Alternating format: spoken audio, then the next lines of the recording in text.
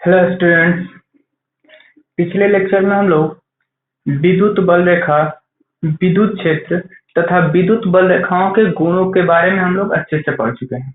ठीक है, अब हमें विद्युत द्विध्रुव के बारे में पढ़ना है।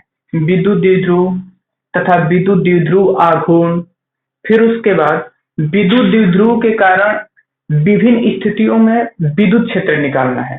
मतलब कि द्विध्रुव के कारण उसके अक्षीय स्थिति में विद्युत क्षेत्र निकालना है, उसके निरक्षीय स्थिति में विद्युत क्षेत्र निकालना है, फिर विद्युत द्विध्रुव के कारण किसी भी बिंदु पर विद्युत क्षेत्र की तीव्रता का व्यंजक प्राप्त करना है। ठीक है, तो पहले हम लोग सबसे पहले विद्युत द्विध्रुव के बारे में समझेंगे कि विद्युत द्विध्रुव क्या होता है, उसके बाद अक्षीय, निरक्षीय और किसी भी बिंदु पर कैसे निकालते हैं, ये हम लोग समझेंगे।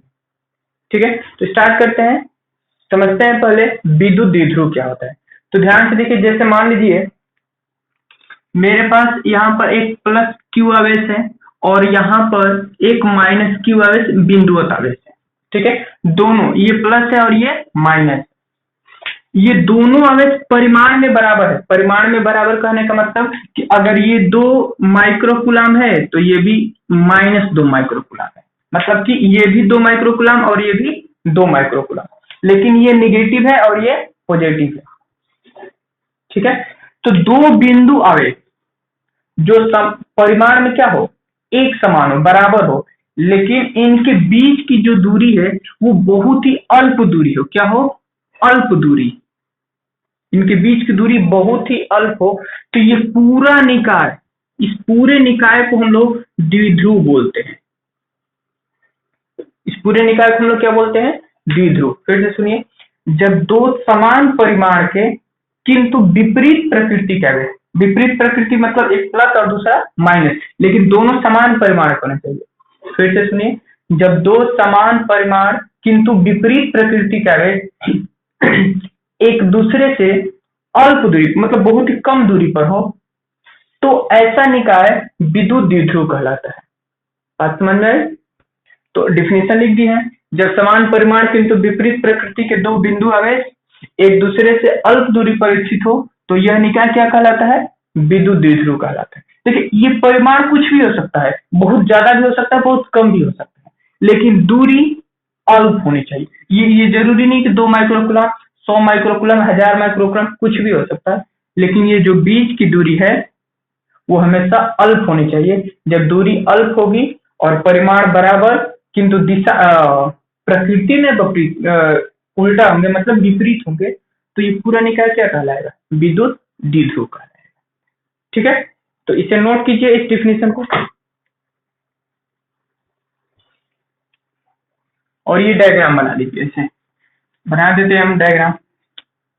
यहाँ पर ये प्लस क्यू और ये यहाँ पर माइनस क्यू। ठीक है, और बीच की दूरी क्या है? मान लेते हैं बीच की दूरी 2l मान लेते हैं। देखिए, बीच की दूरी को हम x भी मान सकते हैं, इसमें कोई दिक्कत नहीं, लेकिन जब हम लोग द्विध्रुव आघूर्ण पढ़ेंगे और द्विध्रुव के कारण विद्युत क्षेत्र की तीव्रता निकालेंगे, तो उस समय x मानने में प्रॉब्लम होता है, क्योंकि जब हम इसके कारण विद्युत क्षेत्र निकालते हैं, इसके कारण हम अक्षीय निकालते हैं, अक्षीय स्थिति में विद्युत क्षेत्र निकालते हैं, वो बताएंगे अभी अगले लेक्चर में।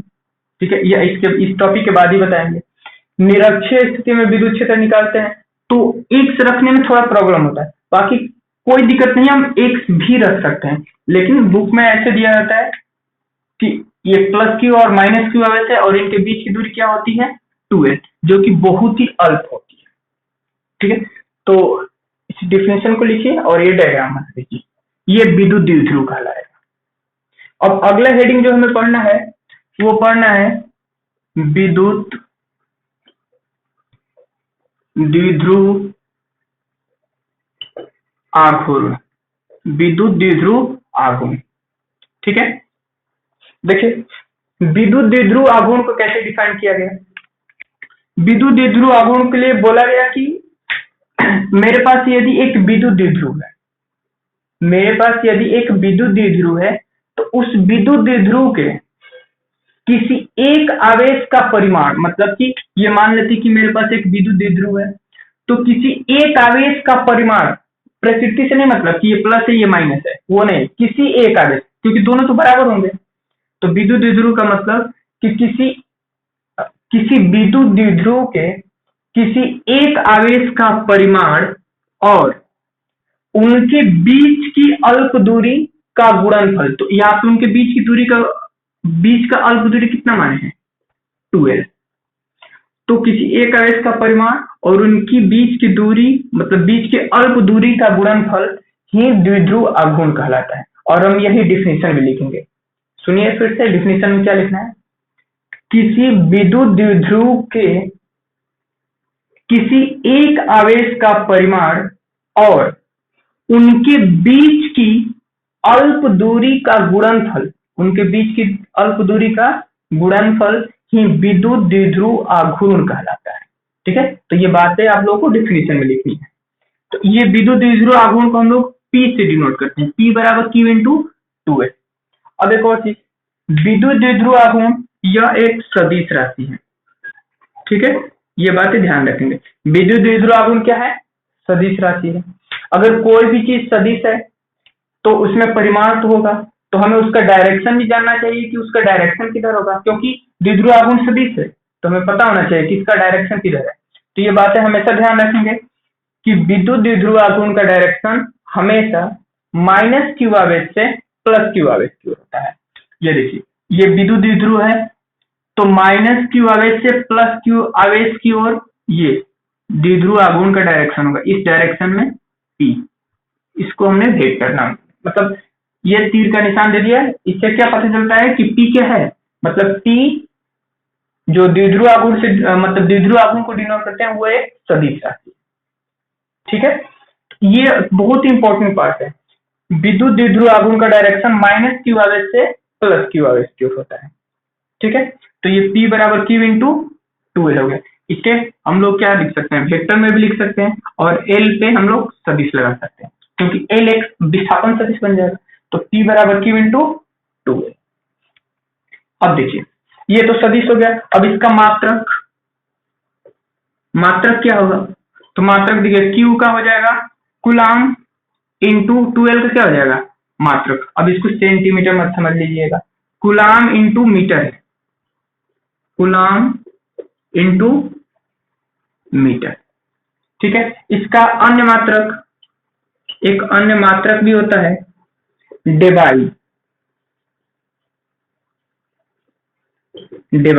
ठीक है, इसको D से डिनोट करते हैं। इसका मतलब विद्युत द्विध्रुव का एक अन्य मात्रक क्या होता है, डेबाई। तो एक डेबाई बराबर 1/3 गुणे 10 के power minus 29 coulomb into metre होता है। ठीक है, एक डेबाई बराबर 1/3 गुणे 10 के power minus 29 coulomb into metre होता है। तो ये अपना विद्युत द्विध्रुव आघूर्ण हुआ। इसमें सबसे इंपॉर्टेंट बस यही याद रखना है कि इसका डायरेक्शन माइनस क्यू आवेश से प्लस क्यू आवेश की ओर होता है। और इसका परिमाण, विद्युत द्विध्रुव आघूर्ण का परिमाण क्या होता है, द्विध्रुव के किसी एक आवेश का परिमाण और बीच की दूरी का गुणनफल द्विध्रुव आघूर्ण कहलाता है। किसी एक आवेश का परिमाण और बीच की दूरी का गुणनफल क्या कहलाता है, विद्युत द्विध्रुव आघूर्ण कहलाता है। ठीक है, इसे नोट कीजिए और डिफिनेशन जो बताया वो लिख लीजिएगा।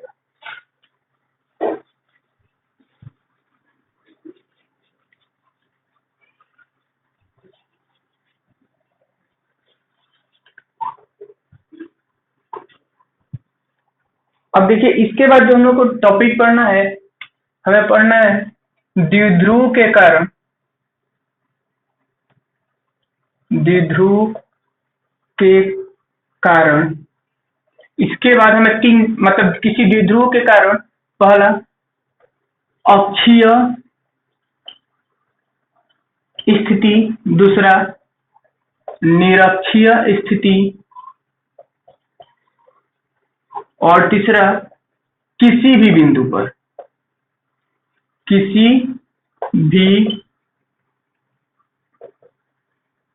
बिंदु पर या r, थीटा पर। ये r, थीटा ध्रुवीय निर्देशांक कहलाता है।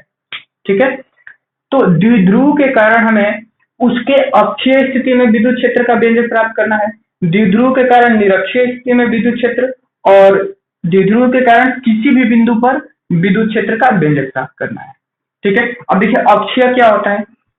जैसे मान लीजिए यहाँ पर माइनस क्यू और यहाँ पर प्लस क्यू आवेश है, ये माइनस क्यू आवेश और ये प्लस क्यू आवेश है।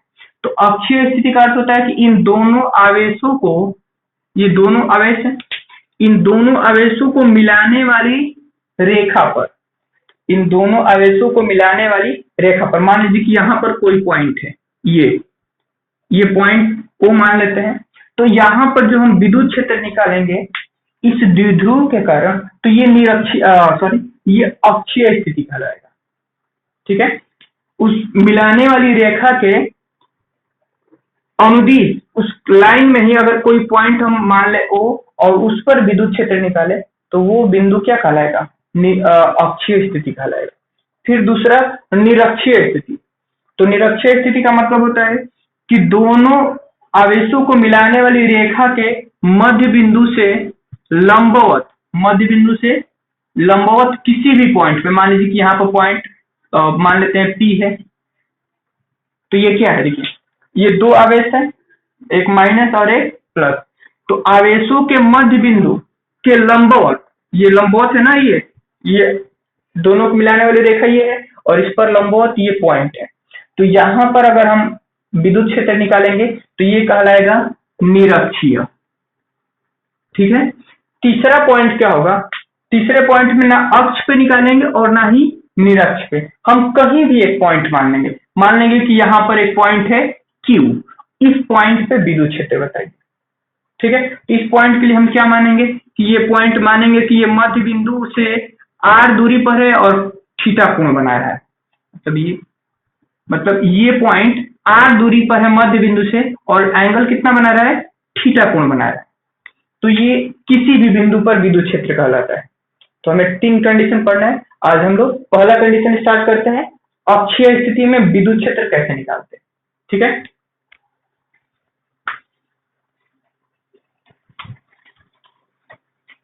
द्विध्रुव के कारण अक्षीय स्थिति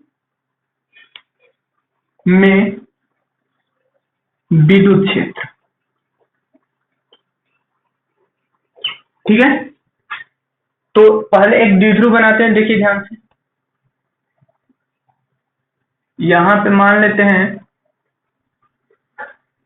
माइनस क्यू आवेश है, माइनस क्यू आवेश, और यहां पर प्लस क्यू आवेश है, और इसके बीच की दूरी, इसके बीच की दूरी हम क्या मान लेते हैं 2l, क्योंकि द्विध्रुव के बीच की दूरी हम क्या माने थे, पिछले टॉपिक में पढ़ा था हमने, ये बीच की दूरी 2l है। ठीक है, अब इसका ये जो मध्य पॉइंट है इसको नाम दे दिया हमने O। अब मान लीजिए कि यहां से इन दोनों के बीच की दूरी 2l है, तो ये आधा दूरी यहां से देखिए ये l होगा और फिर यहां से भी कितना होगा, ये l होगा। ये बात क्लियर है, ये आधा दूरी l और फिर आधा दूरी ये l। अब एक चीज, हमें इसके मध्य मतलब कि इसके अक्षीय स्थिति में विद्युत क्षेत्र का व्यंजक प्राप्त करना है। तो अब देखिए अक्षीय स्थिति में अगर विद्युत क्षेत्र का व्यंजक प्राप्त करना है तो ये जो मिलाने वाली रेखा है यहाँ पे, ये ऐसे, यहाँ पर हम बिंदु कहाँ लेंगे, ये हम प्लस क्यू आवेश की ओर लेंगे या माइनस क्यू आवेश की ओर। मतलब अक्षीय स्थिति में हमें विद्युत क्षेत्र निकालना है तो हम वो पॉइंट कहाँ मानेंगे, प्लस क्यू आवेश की ओर या माइनस क्यू आवेश की ओर। तो इसके लिए हमें डिसाइड करना पड़ेगा कि इसमें द्विध्रुव आघूर्ण P का डायरेक्शन किधर है। जब तक हम P का डायरेक्शन नहीं प्राप्त करेंगे तब तक हम ये डिसाइड नहीं कर पाएंगे। अगर बिना डिसाइड किए हुए कभी माइनस या कभी प्लस रख के सॉल्व करोगे तो सॉल्व नहीं होगा। ठीक है, तो देखते हैं, ये तो माइनस क्यू आवेश है, तो विद्युत द्विध्रुव आघूर्ण का डायरेक्शन किधर है, माइनस क्यू आवेश से प्लस क्यू आवेश की ओर।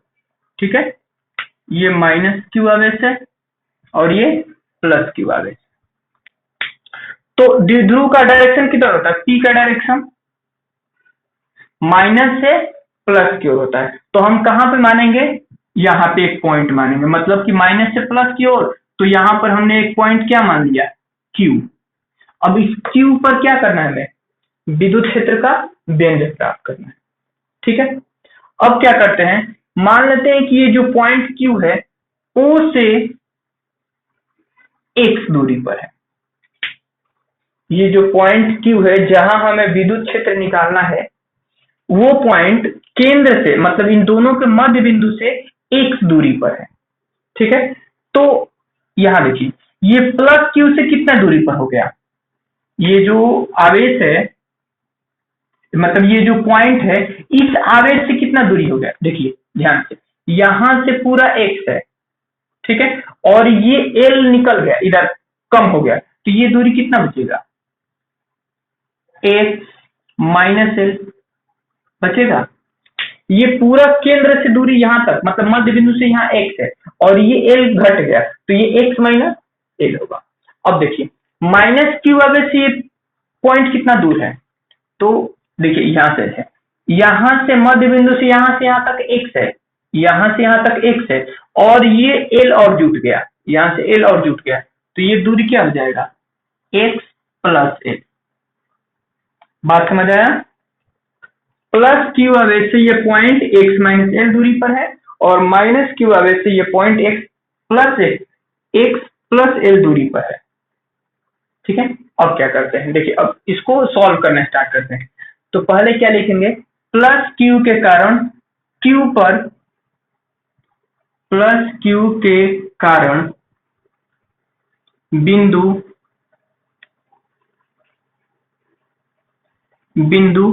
Q है ना, इसको नाम दे देते हैं कुछ दूसरा, मान लेते हैं M। ठीक है, प्लस Q के कारण बिंदु M पर विद्युत क्षेत्र की तीव्रता का परिमाण। ठीक है, प्लस Q के कारण बिंदु M पर विद्युत क्षेत्र की तीव्रता का परिमाण। ठीक है, अब देखिए कैसे लिखते हैं, तो प्लस Q के कारण इस बिंदु पर विद्युत क्षेत्र की डायरेक्शन को हमने इधर रख कर दिया E1। ये बात समझ पा रहे हैं आप लोग, देखिए ये प्लस Q है तो प्लस Q के कारण विद्युत क्षेत्र की तीव्रता किधर होती है, बाहर की ओर, तो हमने इसको नाम दे दिया E1। ठीक है, ये E1 है, तो E1 का मान कितना होगा, तो हम लोग ये फॉर्मूला पढ़ चुके हैं, एक प्लस Q आवेश के कारण विद्युत क्षेत्र की तीव्रता कितनी होती है, तो लिखते हैं, देखिए E1 का परिमाण, यहाँ पर सदिश नहीं लिख रहे हैं, बस परिमाण लिख रहे हैं, formula 1/4 pi epsilon not Q बटे में R स्क्वायर होता है, तो R स्क्वायर मतलब बीच की दूरी, तो यहां से प्लस Q के कारण यहां से बीच की दूरी कितना है, x माइनस L का होल स्क्वायर। ठीक है, इसको हमने इक्वेशन फर्स्ट मान लिया। अब उसी तरह माइनस Q के कारण M पर विद्युत क्षेत्र की तीव्रता का परिमाण। ठीक है, इसको हम नाम दे देते हैं E2। माइनस Q के कारण M पर विद्युत क्षेत्र का परिमाण को नाम दे देते हैं हम E2, तो इसको हमने डायरेक्शन इधर दिया E2, क्यों, क्योंकि देखिए ये माइनस Q है, तो माइनस Q के कारण विद्युत क्षेत्र क्या होता है, अंदर की ओर, माइनस Q के कारण विद्युत क्षेत्र उसके तरफ होगा, प्लस Q के कारण विद्युत क्षेत्र की तीव्रता बाहर की ओर, ये प्लस Q के कारण बाहर की ओर और माइनस Q के कारण अंदर की ओर, ये भी सदिश है। तो E2 बराबर कितना होगा, फिर से 1/4 पाई एप्सिलॉन नॉट Q, तो यहाँ पर क्या है माइनस Q है ना, तो Q बटे में कितना, अब देखिए यहाँ पे माइनस का चिन्ह नहीं लेंगे क्योंकि हम उसका केवल परिमाण लिखते हैं, और समझ आए, केवल परिमाण, तो ये कितना हो जाएगा 1/4 पाई एप्सिलॉन नॉट Q बटे में R स्क्वायर, तो यहां से यहां तक की दूरी, क्योंकि माइनस Q के कारण यहाँ पर विद्युत क्षेत्र लिख रहे हैं, तो इसके बीच की दूरी होनी चाहिए, तो कितना है x प्लस L का स्क्वायर, इसको हमने समीकरण सेकंड मान लिया। अब हम क्या करेंगे कि M पर परिणामी विद्युत क्षेत्र निकालेंगे, तो परिणामी विद्युत क्षेत्र निकालने के लिए हमें पहले ये डिसाइड करना पड़ेगा कि कौन विद्युत क्षेत्र बड़ा है और कौन विद्युत क्षेत्र छोटा है। ठीक है, क्योंकि जो बड़ा होगा उसमें से छोटे को माइनस कर लेंगे। तो अब देखिए यहाँ पे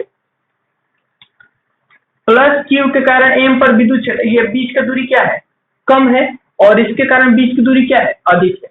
तो जब बीच की दूरी कम होगी तो वहां विद्युत क्षेत्र अधिक होगा, अगर बीच की दूरी अधिक होगी तो विद्युत क्षेत्र क्या होगा, कम होगा। या फिर ऐसे भी समझ सकते हैं मैथ से भी, देखिए E1 बराबर 1/4 पाई एप्सिलॉन नॉट क्यू बटे में एक्स माइनस एल का स्क्वायर है, और 1/4 पाई एप्सिलॉन नॉट क्यू बटे में एक्स प्लस एल का स्क्वायर है। इसके बटे में एक्स प्लस है और इसके बटे में एक्स माइनस है, यानी कि ऐसे समझिए, जैसे मान लीजिए ये क्यू सब कुछ तो सेम है दोनों में, मान लीजिए ऊपर 12 है, दोनों में कोई संख्या 12 लिखा हुआ, ठीक है। अगर मान लीजिए ऐसा करते हैं, ये 4 और इसके बटे में भी 4 हमें लिख लिया, ठीक है। ये x का मान लेते हैं 4 है, ये x का मान कितना है, 4 है। अगर इसमें से ये बार x माइनस एल है, एल को हमने 2 मान लेते, चलो मान लेते एल 2 है। अगर इसमें से हम 2 कम कर देंगे और इसमें 2 जोड़ देंगे, देखिए हमने इसमें 2 जोड़ दिया, तो ये कितना आंसर आएगा, देखिए 4 में से 2 घटेगा 2 और कट जाएगा कितना, 6 बार में। 4 में से 2 घटेगा तो 2 बचेगा और 2 छका 12, ये 4 और 2 कितना हो जाएगा, 4 2 6 कट के कितना आया, 2। अब देखिए जिसके नीचे कुछ जुड़ा हुआ था उसका आंसर कितना आया, कम आया, जिसके नीचे कुछ घटा हुआ था उसका आंसर कितना आया, अधिक आया। बात समझ पा रहे हैं। तो इसमें कौन सा वैल्यू अधिक है, देखिए ये एक्स प्लस एल, इसमें कुछ जुड़ा हुआ है ना, तो कुछ जुड़ा हुआ है तो इसका मान क्या आएगा, ये कम वैल्यू है, ये छोटा मान है, और ये बड़ा वैल्यू है। तो हमें परिणामी विद्युत क्षेत्र निकालने के लिए क्या करना पड़ेगा, बड़े में से छोटे को घटाना पड़ेगा, ठीक है। यहाँ पे एक और चीज, E1 बड़ा मान है तो देखिए यहाँ पे ये जो सदिश का चिन्ह दिए हैं, ये वाला सदिश, ये बड़ी लाइन से डिनोट किए हैं, क्योंकि सदिश का ये जो लाइन होता है ये क्या, उसका परिमाण बताता है। तो बड़ी लाइन का मतलब इसका परिमाण अधिक है, ये देखिए ये छोटा है, इसका परिमाण क्या है, कम है। तो इस बात को भी ध्यान रखेंगे आप लोग कि जब भी डायरेक्शन देंगे एक बड़ा और एक छोटा। चलिए अब आगे सॉल्व करते हैं।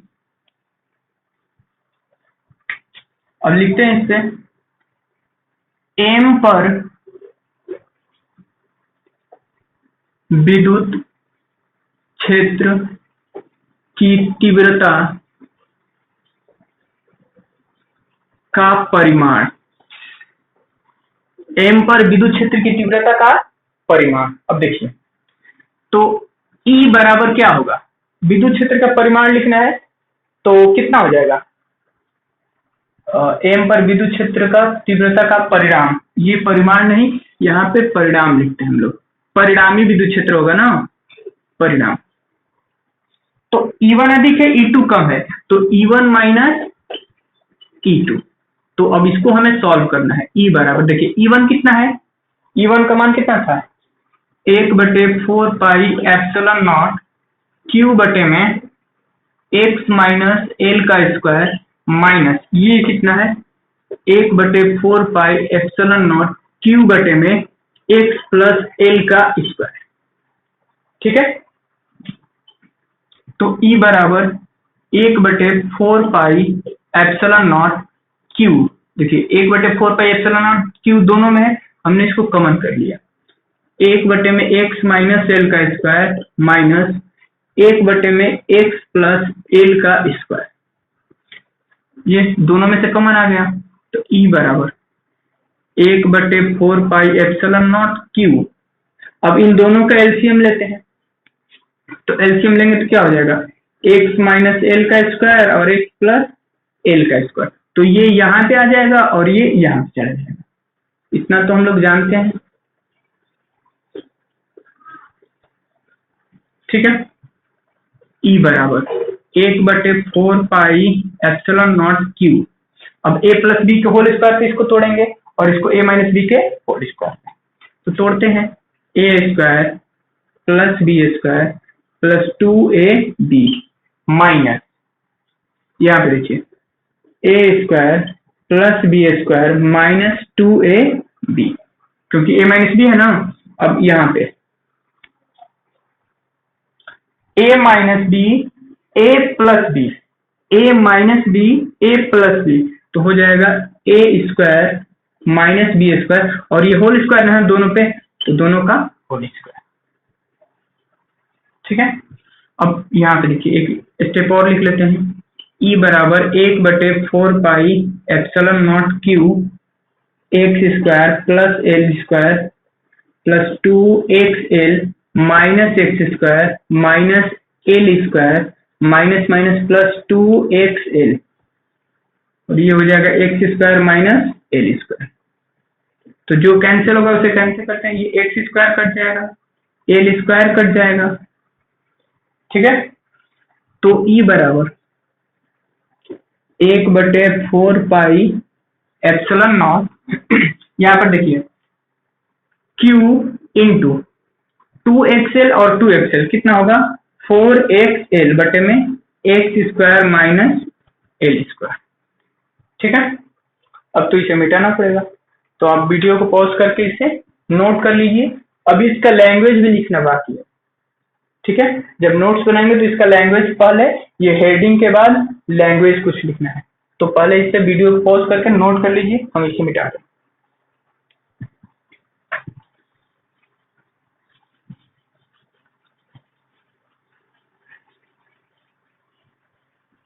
अब देखिए यहाँ पर ई बराबर कितना आया है, ई बराबर 1/4 pi epsilon naught Q into 4xl बटे में x square minus L square.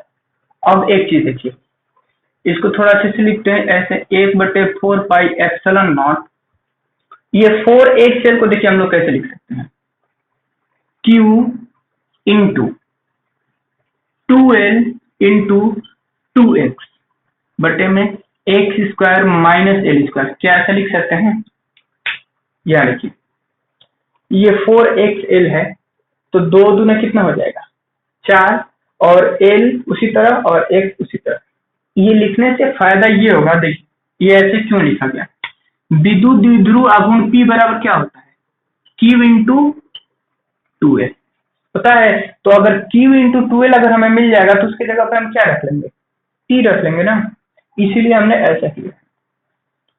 तो E बराबर देखिए यहाँ से 1/4 pi epsilon not Q into 2l, Q into 2l के जगह पे क्या, Q इंटू 2l के जगह पे क्या रखेंगे, P इंटू 2x बटे में x square minus L square. अच्छा इसकी पावर, और यहाँ पे इसका भी स्क्वायर है ना, ये स्क्वायर और ये स्क्वायर ये भी स्क्वायर। ठीक है, स्क्वायर छूट रहा था, x square minus L square का होल स्क्वायर, ये हो गया। अब एक चीज देखिए, ये एल क्या था, जैसे यहाँ पे माइनस क्यू आवेश था और यहाँ पे प्लस क्यू आवेश था, और 2l इनका बीच का दूरी था। तो एल क्या है, एल जो होता है वो बहुत ही सूक्ष्म दूरी होता है, एल क्या होता है, बहुत ही सूक्ष्म दूरी होता है। और यहाँ पे देखिए, यहाँ पे एल का स्क्वायर है, तो अगर सूक्ष्म चीज को स्क्वायर करेंगे तो वो बहुत ही छोटा हो जाएगा, इसको समझते हैं। जैसे देखिए मान लीजिए बहुत ही सूक्ष्म दूरी एल बराबर 0.1 है, तो 0.1 का अर्थ होता है 1/10, यानी 1 का 10वां भाग। अगर हम इसको स्क्वायर करते, 0.1 का मान लो हम स्क्वायर करते, तो ये कितना आएगा 0.01 आएगा, स्क्वायर करेंगे तो कितना आएगा 0.01। तो 0.01 का मतलब 1 का अब 100वां भाग, 1 का 100 भाग। तो हुआ क्या, पहले एल था ये तो छोटा था ही, लेकिन जैसे ही हमने इसको स्क्वायर किया, मतलब ये स्क्वायर किया, तो स्क्वायर करने से क्या हो गया, ये बढ़ा नहीं बल्कि और छोटा हो गया। देखिए पहले 0.1 था तो इसका अर्थ कितना था 1/10, यानी 1 का 10वां भाग। अब स्क्वायर किए तो 1 का 100वां भाग हो गया, तो ये बहुत ही छोटा हो गया, इतना छोटा हो जाता है कि इसको हम लोग छोड़ सकते हैं। ठीक है, तो यहाँ पे इसीलिए लिखते हैं हम लोग, यहाँ पे ऐसे लिखेंगे एल लेस देन एक्स, यानी कि एल का जो मान है, आवेशों के बीच की जो दूरी है वो एक्स से क्या है, बहुत छोटा है। तो अगर एक्स से छोटा है तो एल स्क्वायर को छोड़ने पर, यानी कि जब एल स्क्वायर क्या कर देंगे एल स्क्वायर, एल बहुत छोटा है, एल स्क्वायर हुआ तो और छोटा हुआ, तो एल स्क्वायर को क्या कर देंगे, छोड़ने पर। तो ई बराबर देखिए 1/4 pi epsilon not P into 2x बटे में, अगर एल स्क्वायर को छोड़ देंगे तो देखिए क्या हो जाएगा, x के पावर 2 पहले से है और ये 2 हो जाएगा, x के पावर 4, तो ये x और ये x कट जाएगा, 1/4 पाई एप्सिलॉन नॉट, ये x कट जाएगा तो यहाँ पे बचेगा 2p बटे में कितना, x क्यूब, एक x कट गया ऊपर से x खत्म।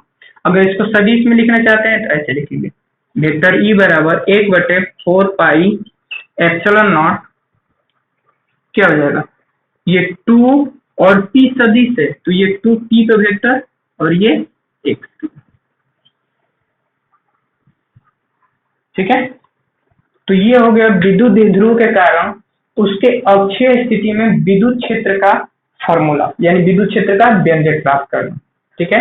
ये एग्जाम में आते रहते हैं और बहुत ही इंपॉर्टेंट टॉपिक। अब देखिए लैंग्वेज कैसे लिखना है, शुरुआत में ये जो था ये तो हेडिंग था, तो इसको लैंग्वेज कैसे लिखेंगे, हम बोल रहे हैं इसको सुन के आप लोग लिख सकते हैं। देखिए शुरुआत कहाँ से करेंगे, माना जो हम लोग द्विध्रुव बनाए थे इसे, यहाँ पे -q था, यहाँ पे +q था, ये +q था, यहाँ पे -q था, इसको नाम दे देते हैं a और b। जब डायग्राम बनाएंगे तो वहां पे नाम लिख लेंगे। माना AB एक विद्युत द्विध्रुव है, ठीक है, जिसके बीच की लंबाई 2l है, सुनते जाइए और ऐसा लिखना है। माना AB एक विद्युत द्विध्रुव है जिसके बीच की लंबाई 2l है, ठीक है, उसके बाद बीच की लंबाई 2l है, तथा इस द्विध्रुव का द्विध्रुव आघूर्ण, इस द्विध्रुव का द्विध्रुव आघूर्ण P बराबर Q इंटू 2l, ठीक है, बात समझ आया, फिर से सुनिए। माना AB एक विद्युत द्विध्रुव है जिसके बीच की लंबाई क्या है, 2l है, इस द्विध्रुव का द्विध्रुव आघूर्ण P बराबर Q इंटू 2l है। उसके बाद इस द्विध्रुव के मध्य बिंदु O से x दूरी पर, यहाँ x दूरी पर था ना, यहाँ पे एक पॉइंट लिए थे इसके अक्षीय स्थिति में, इस द्विध्रुव के मध्य बिंदु O से x दूरी पर अक्षीय स्थिति में एक बिंदु M है जहां विद्युत क्षेत्र की तीव्रता का व्यंजक प्राप्त करना है, ठीक है। इस मतलब मेरे आवाज को बार बार मतलब पॉज करके स्टॉप करके आप लोग नोट्स बना सकते हैं, ठीक है। तो आप लोग इसे अच्छे से नोट कीजिए, ये पूरा पहले ये हेडिंग देना है, ठीक है, उसके बाद कुछ जगह छोड़ लीजिएगा उसमें, उसके बाद यहाँ से सब नोट कीजिएगा, इसके पीछे वाला भी मिटा चुके हैं, तो आप लोग इसको अच्छे से नोट कीजिए और प्रैक्टिस करते रहिएगा, ठीक है। तो अगले लेक्चर में हम लोग द्विध्रुव के कारण निरक्षीय स्थिति में और किसी भी बिंदु पर विद्युत क्षेत्र की तीव्रता का व्यंजक प्राप्त करेंगे, ठीक है। तो आज के लिए बस इतना ही।